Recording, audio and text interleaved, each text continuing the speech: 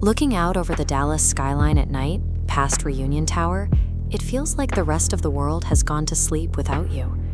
Working night security at a facility on I-35 is a job defined by silence and routine. You monitor the camera feeds, walk the empty halls once an hour, and wait for the sun to come up. Every unit is alarmed, which is why the facility has one absolute non-negotiable rule. A security guard must never open a customer's unit alone, ever. But when you spend 2 years in a job where nothing ever happens, the sudden accusation of a serious policy violation feels less like a mistake and more like a threat. My boss called me into the office and asked why I was renting Unit 214 under my own employee discount. He turned the monitor toward me. There was a standard lease agreement for a 10x10 climate-controlled unit. It had been active for 18 months, and my name was at the bottom of the page. I checked my bank app, certain there was a glitch.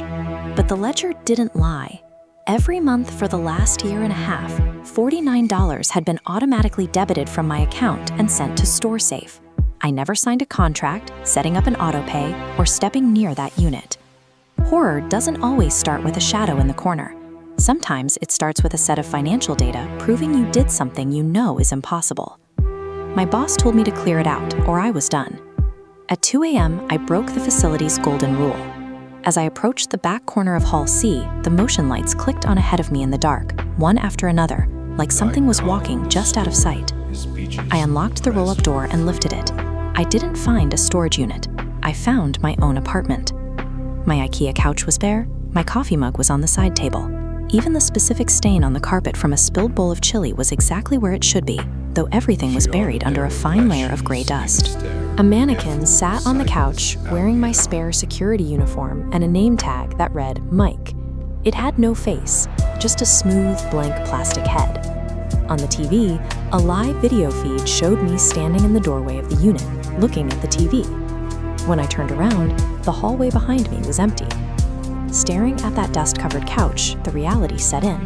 My entire life had been meticulously copied and stored in this box, just waiting for the moment I finally stepped inside.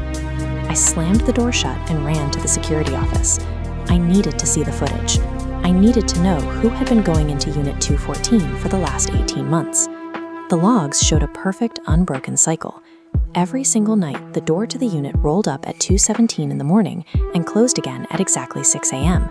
But the footage from the previous night was different. At 2:17, I watched myself walk into the unit, sit on the couch, and stare at a static TV for 4 hours. I was home in bed when that video was recorded. I went back with my boss at 8 a.m. to prove what I saw. When we opened the door, the room was empty, just bare concrete and dust. He fired me for falsifying the rental records on the spot. When I got home, my wife pointed to the spare bedroom. My security uniform was hanging on the door, clean and pressed.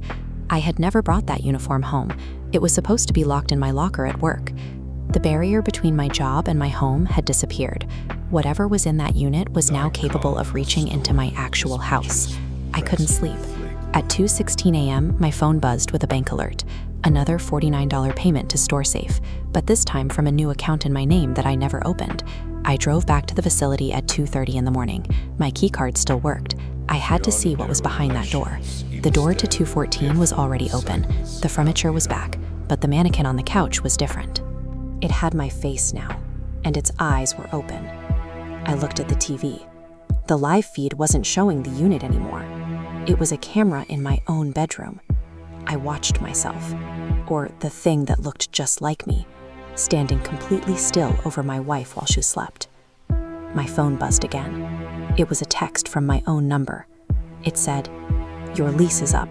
Time to move in."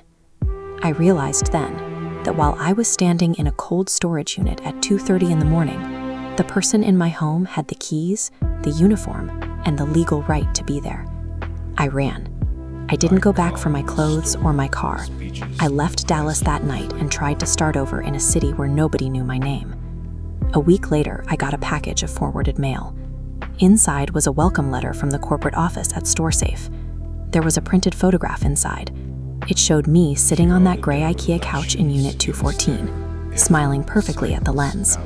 I checked the date stamp in the bottom corner of the photo. It's dated for tomorrow. It didn't matter how far I ran.